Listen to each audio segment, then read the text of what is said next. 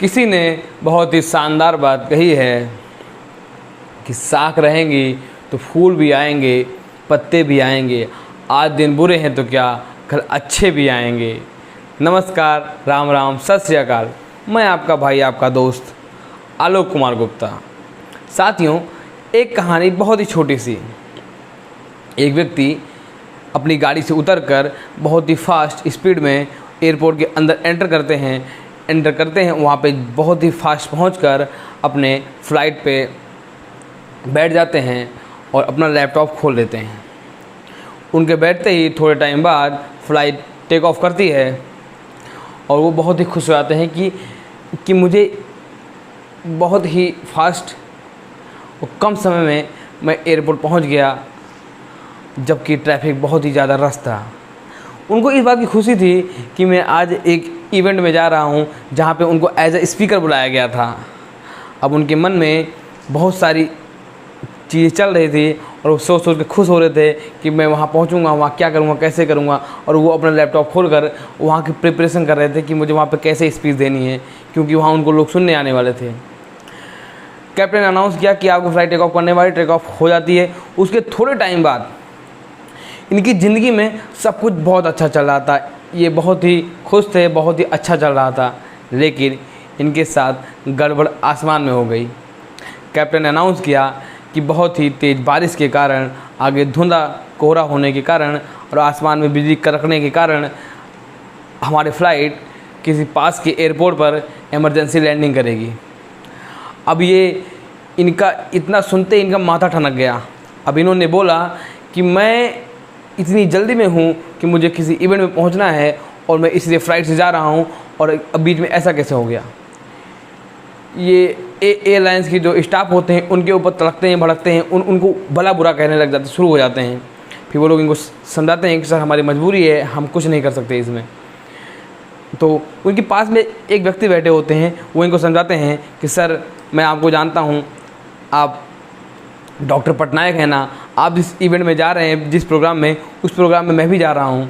Sir अगर आपको जल्दी पहुँचना है तो आप बाहर से एक कैब बुक कर लीजिए, एक कोई कार बुक कर लीजिए और यहाँ से जहाँ आपको पहुँचना है वहाँ का रास्ता 3 घंटे का है, तो आप कार से आराम सफ़र कर सकते हैं। तो ये आओ देखते रहता हो, सीधा एयरपोर्ट से बाहर निकल कर और एक कैब कर वहाँ पहुँचने के लिए प्रिपरेशन करना शुरू कर देते हैं।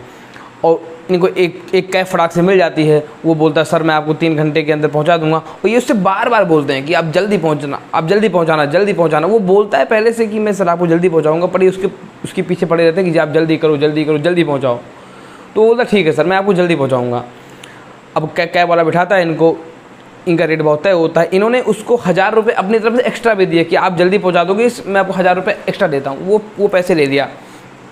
वो भी खुश, वो मज़े से गाड़ी चला रहा। जैसे गाड़ी चलाना उसने स्टार्ट किया, आधे घंटे गाड़ी चली थी कि बहुत ही तेज़ बारिश होने लगी और जिसकी वजह से ड्राइवर जो है रास्ता भटक गया। आगे कुछ दिख नहीं रहा था, वो गलती से रास्ता भटक गया और वो अब उस संकोच के मारे, डर के मारे पीछे देखा अपने पैसेंजर को, जबकि इतने गुस्से वाले हो रहे थे इस टाइम में। तो उसने कुछ बोला नहीं। वो सोचा कि अगर बोलूँगा तो भड़क जाएंगे ये फिर अभी। तो इतने में वो गाड़ी एक साइड लगाता है और उनसे बोलता है कि सर मुझे माफ़ करिएगा, तेज़ बारिश के कारण, तेज़ तूफ़ान के कारण मैं रास्ता भटक गया हूँ। अब मैं वहाँ कैसे पहुँचूँ मुझे नहीं पता है। तो ये उससे कहते हैं कि भाई आप कहीं भी ले चलो, लेकिन मुझे कहीं ले चलो। तो गाड़ी को एक रास्ते मोड़ देता है और वहाँ जब गाँव में गाड़ी पहुँचती है, वहाँ पर एक घर होता है, घर के पास गाड़ी रोक देता है और बहुत तेज बारिश हो रही थी। तो विश्राम करने के लिए एक घर का दरवाज़ा खटखटाते हैं कि कोई अंदर से खोले, पर उस घर के अंदर से आवाज़ आती है एक बूढ़ी अम्मा की। बूढ़ी अम्मा कहती हैं कि जो कुछ भी हो डिस्टर्ब मत करो, परेशान मत करो, चुपचाप अंदर आके बैठ जाओ। तो ये लोग गेट खोलते हैं और अंदर जाके जैसे बैठते हैं तो देखते हैं एक माता जी पूजा कर रही थी। वो किसी साधना में व्यस्त थी, कुछ आराधना कर रही थी। तो इन्होंने उनको डिस्टर्ब नहीं किया और चुपचाप बैठे रहे। फिर जैसे माता जी की साधना ख़त्म हुई थोड़े टाइम बाद, तो माता जी ने इनसे पूछा क्या आप चाय लेंगे या कॉफ़ी लेंगे या क्या लेंगे, चाय पानी लेंगे या मीठे में कुछ लेंगे। तो उन्होंने मना किया कि मुझे कुछ नहीं चाहिए, आप सिर्फ मुझे एक फ़ोन दे दीजिए। तो बोलती हैं कि बेटा इस गांव में फ़ोन कहाँ से आएगा और बिजली कहाँ से आएगी। यहाँ ना तो फ़ोन है ना बिजली है, तो आप आराम से विश्राम करो, जब बारिश बंद हो जाएगी तब आप चले जाना आराम से। तो ये माता जी से बोलते हैं ठीक है। तो ये माता जी से पूछते हैं कि माता जी आप पूजा कर रही थी, अब तो आप खुश होंगी ना, अब आप भगवान को धन्यवाद करिए। कि ये माता जी से कहती हैं कि मैं भगवान को धन्यवाद तब करूंगी जब वो दिल्ली वाला डॉक्टर मेरे घर पे आएगा, जो प्रदेश में जो डॉक्टर रहता है वो मेरे घर आ जाएगा। तो ये पूछते हैं माता जी क्यों, क्या हो गया? तो बताती हैं कि जो मेरा ये पोता है, ये जब इसके बाद डॉक्टर आ जाएगा तब मैं भगवान को धन्यवाद करूँगी, तभी मैं खुश होऊंगी। तो इसलिए मैं भगवान की आराधना कर रही थी और भगवान की पूजा कर रही थी, उनको याद कर रही थी, उनसे मिन्नतें कर रही थी, उनको मना रही थी कि प्रभु उस डॉक्टर को भेज दीजिए जो दिल्ली वाला डॉक्टर है। तो वो उससे तो पूछते क्या नाम है उन डॉक्टर का? तो बोलती हैं उनका नाम है डॉक्टर पटनायक। यहाँ के आसपास के लोग बताते हैं कि इस बच्चे को, इस पोते को जो बीमारी है वो आसपास के डॉक्टर ठीक नहीं कर सकते। वो जो डॉक्टर पटनायक है, जब वो आ जाएंगे और उनके हाथों से जब मेरा पौधा ठीक हो जाएगा तभी मैं खुश होंगी और तभी मैं भगवान को धन्यवाद करूँगी। और माता जी एक बात बताती हैं कि ना तो उनके बेटा है, ना बहू है, ना उनका कोई पति है, ना कुछ है, सिर्फ वो हैं, वो माता जी हैं और उनका वो 4 साल का पोता है जिसको बहुत ही गंभीर बीमारी है। तो डॉक्टर उनसे कहते हैं कि माता जी आपने कभी डॉक्टर पटनायक को देखा है? तो बोलती नहीं बेटा, मैंने डॉक्टर पटनायक को नहीं देखा है, मैं सिर्फ भगवान से विनती कर रही हूँ कि डॉक्टर पटनायक कहीं से भी आ जाएं क्योंकि मैं दिल्ली जा नहीं सकती। तो उन डॉक्टर की आंखों में आंसू आ गए। उन्होंने माता जी से कहा माता जी भगवान ने आपकी विनती सुन ली है और मैं ही डॉक्टर पटनायक हूँ।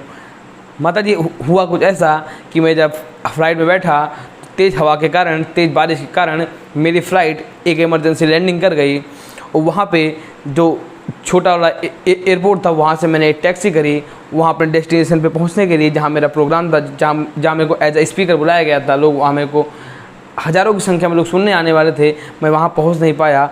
उससे पहले ही मेरी गाड़ी वापस से जो मेरी कार थी वो तेज़ तूफ़ान में, आंधी में फंस गई और ड्राइवर ने एक रॉन्ग साइड में मोड़ दिया, जो रास्ता आपके गांव के आपके तरफ आ रहा था। तो ये सारी बातें बताते हुए वो डॉक्टर बहुत ही भावुक हो गया, बहुत ही इमोशनल हो गया और माता जी को कहता है कि माता जी आपने भगवान से ऐसी मिन्नतें की थी, ऐसी विनती की थी, ऐसी आराधना साधना की थी कि भगवान ने मुझे किसी भी तरीके से आपके पास भेज दिया। मुझे नहीं पता था आपके पास आना है और आपको भी नहीं पता था कि मैं आ जाऊंगा, लेकिन आपका कनेक्शन उस ऊपर वाले से था तो उसने मुझे आपके पास भेज दिया।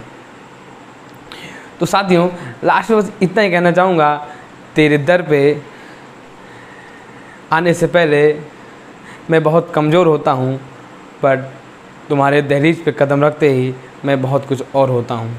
साथियों अगर आपको अपने ऊपर भरोसा है और उस ऊपर वाले पे भरोसा है, मेरे बजरंग बली जी महाराज पे भरोसा है, तो आपको ये कोई भी चीज़ असंभव नहीं है। साथियों ये मेरा व्यक्तिगत अनुभव किया हुआ अनुभव बता रहा हूँ कि कुछ भी अगर आप चाहेंगे तो बजरंग बली कुछ भी कर देते हैं। बस आप में पूर्ण श्रद्धा होनी चाहिए कि वो आपकी मदद करेंगे। तो नमस्कार दोस्तों, जय श्री राम, जय श्री श्याम।